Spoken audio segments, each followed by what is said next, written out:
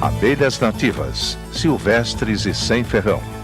Uruçu preta, a ameaça de extinção.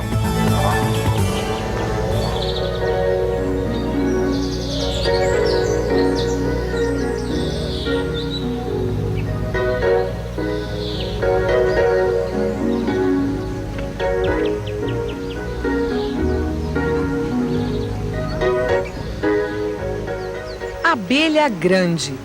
É isso que significa a palavra uruçu na língua tupi. Assim, os índios chamavam várias espécies de abelhas que, além do tamanho, em torno de 1,5 cm, apresentam outras características em comum. Possuem uma mandíbula grande e poderosa para defender a colmeia do ataque de invasores.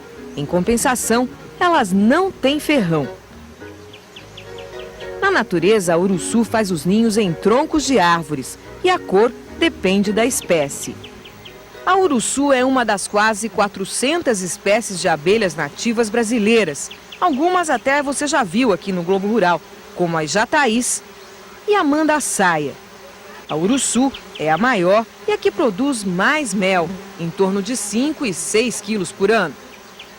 Mas para você entender melhor como é o comportamento dessa abelha, vamos compará-la com uma espécie que, apesar de importada, é bem mais conhecida do produtor brasileiro, a abelha europeia africanizada. A uruçu é maior que a africanizada. As colmeias são completamente diferentes. A abelha africanizada guarda o mel, o pólen e as crias em favos. A uruçu em potes como esses aí. Apenas o ninho onde ficam os ovos e larvas tem forma de favo. Cada uma dessas pequenas células contém um ovo que vai gerar uma nova abelha. As operárias fabricam uma a uma, enchem de alimento e só depois de tudo pronto é que a rainha põe seu ovo.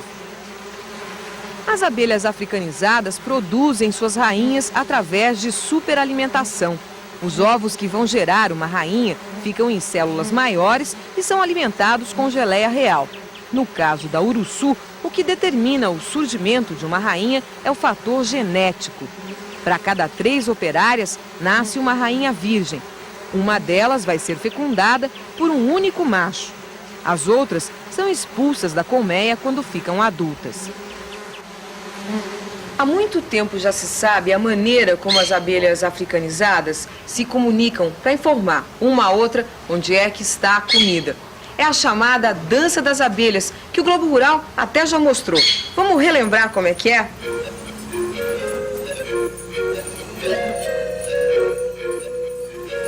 Quando chega com o alimento, a operária se sacode, se agita e faz movimentos.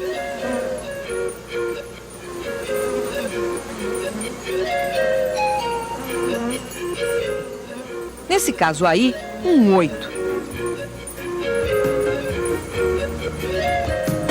É assim que ela informa as companheiras a posição da flor em relação ao sol.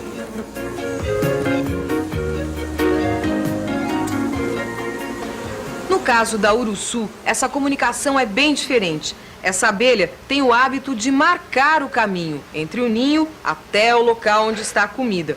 É a chamada trilha do cheiro. Acompanhe o experimento montado pelo pessoal da Universidade Federal de Uberlândia, em Minas Gerais. Desse lado estão as colmeias de uruçu. Do outro, um alimentador com mel. Bem no meio do caminho, uma árvore. Rapidamente, as operárias descobrem a comida.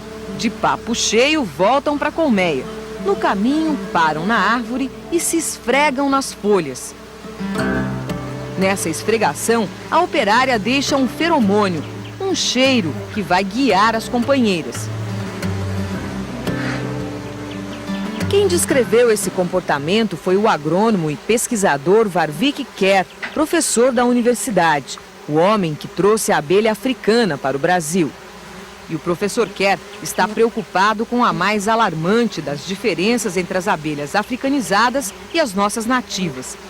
Enquanto as africanizadas reinam absolutas na preferência dos criadores, as uruçus, a exemplo do que acontece com todas as espécies de abelhas brasileiras, estão ameaçadas de extinção. Hoje, o professor Kerr coordena um trabalho financiado pelo Banco do Brasil que está investindo $80 mil no programa de preservação e multiplicação das urussus. Professor, por que é importante se preservar essas espécies de abelhas? Eu diria que é importante por duas razões. A primeira razão é uma razão teológica, manter aquilo que Deus criou. A segunda razão é ecológica. A floresta é uma competição de espécies diversas, intra e interespecífica, e estão continuamente produzindo sementes para a próxima geração. E aí que entram as abelhas. Cerca de 90% das plantas tropicais dependem das abelhas para a sua fecundação. Nós temos animais que dependem das plantas. Então, é muito importante que a gente preserve as abelhas para que haja a preservação da flora e fauna nativa brasileira. Para entender melhor o que disse o professor Kerr, preste atenção nessa cena aí. São as abelhas que polinizam as flores dessa palmeira para que elas se transformem em frutos. Esses coquinhos, alimento apreciado pelos pássaros. Eles comem a polpa e regurgitam a semente. No chão, ela vai germinar e originar uma nova palmeira, que vai dar novas flores, que as abelhas vão polinizar e começar tudo outra vez. Sem abelha, não tem fruto. Sem fruto, não tem comida para os pássaros, nem semente para originar uma nova palmeira. E esse ciclo acontece com outras plantas e bichos. Se as abelhas desaparecerem, o resultado pode ser desastroso. E muitas espécies animais e vegetais podem sumir antes mesmo de serem conhecidas. Quer um exemplo? Há mais ou menos 3 anos, numa das poucas reservas de Mata Atlântica do Espírito Santo, se descobriu uma nova espécie de urussu.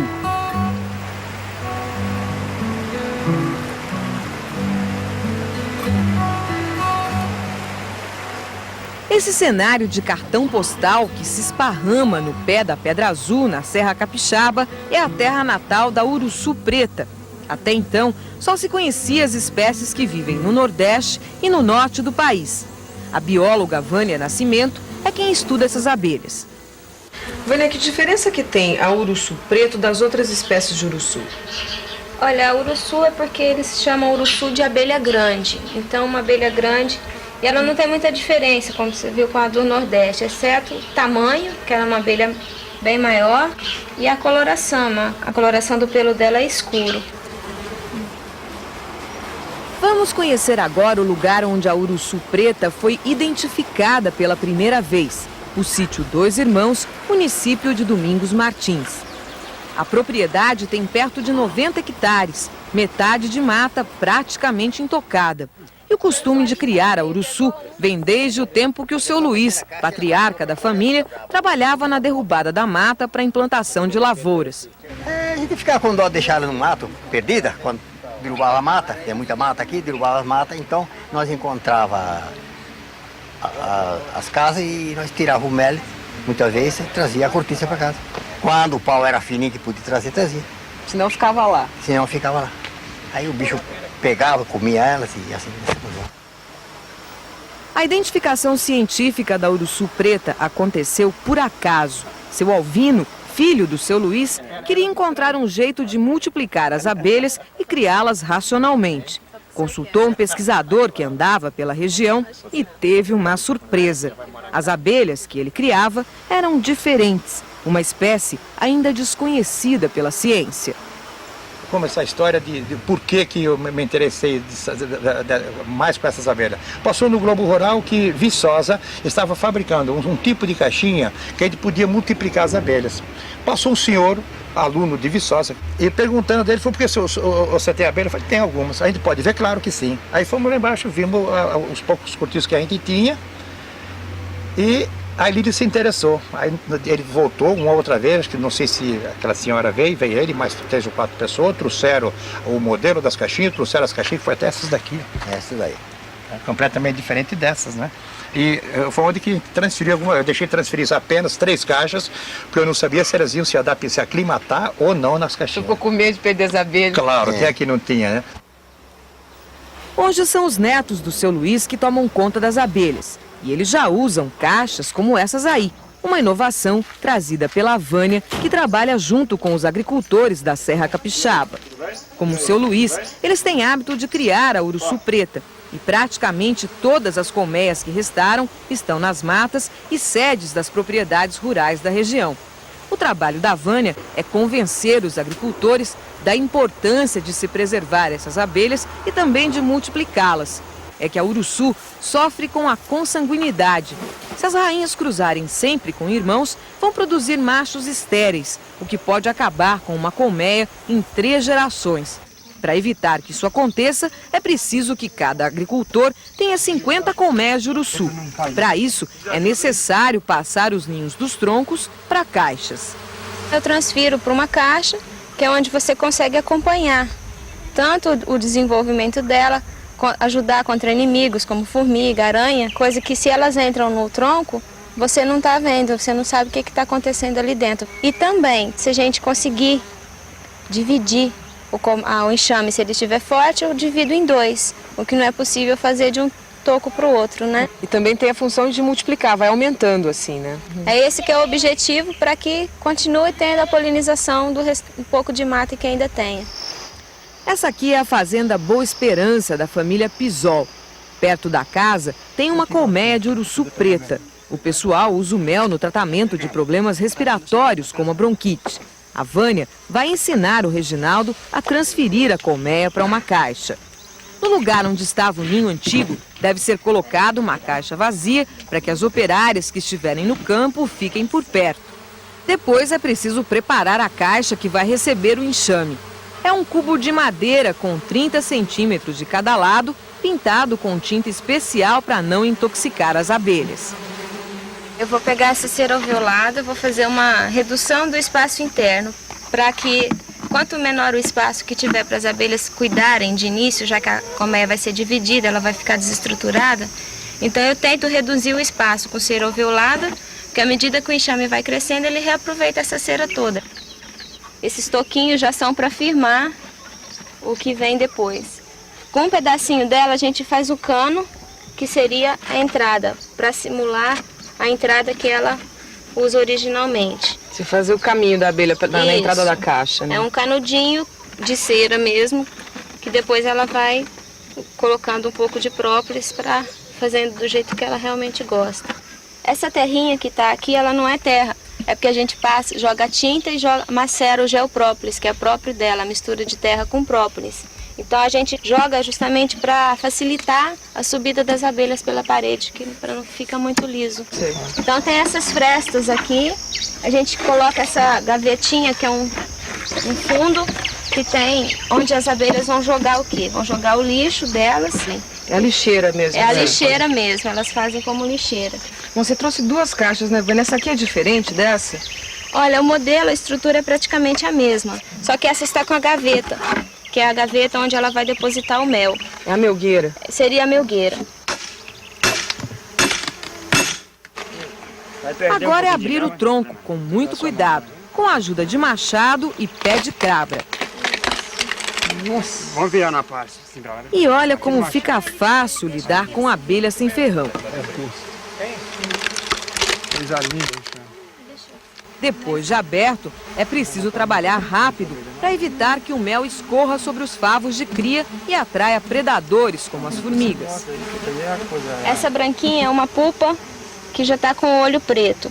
E essa de cá é uma fase que ela já pegou pigmentação, está bem nascente. Então, sempre quando a gente for fazer divisão, é bom colocar os favos que tem cria nascente, ou pupa, que isso é uma fase bem rápida, colocar na caixa que vai ser recém-formada, porque as abelhinhas jovens é que cuidam da rainha. Na hora de montar os favos de cria na caixa, é preciso colocar uma bolinha de cera entre eles para dar espaço para as operárias passarem. O mel pode ser todo retirado, porque no começo as caixas vão receber alimento do criador. Mel mesmo. Serve inclusive o de outras abelhas como a africanizada. Mas cuidado para não machucar a rainha. Essa é a rainha fecundada, então quando ela sai, volta do voo nupcial, o abdômen dela, a pupinha dela começa a crescer e fica desse tamanho. Por isso que ela não voa. A gente tem que tentar deixá-la sempre em um local protegido, para que durante a divisão, durante a transferência, você não machuque. A rainha só deve ser colocada na caixa na hora de fechar para evitar acidentes. Pronta, a caixa vai para o mesmo lugar onde estava o ninho.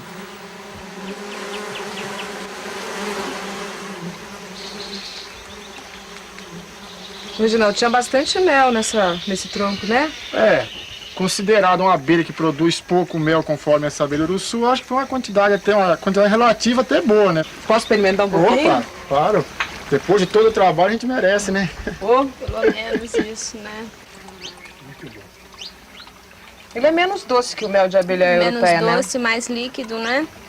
Ele é um pouco mais ácido, então você não sente aquela coisa enjoativa. né? Por que vocês rapidamente concordaram em fazer o trabalho da Vânia? Quer dizer, conforme a gente vê tanta coisa se acabando hoje, entrando em extinção, é uma coisa que no decorrer dos anos ia continuar acabando, né? Conforme a gente viu hoje a natureza quase toda destruída, isso aqui ia acontecer a mesma coisa, né?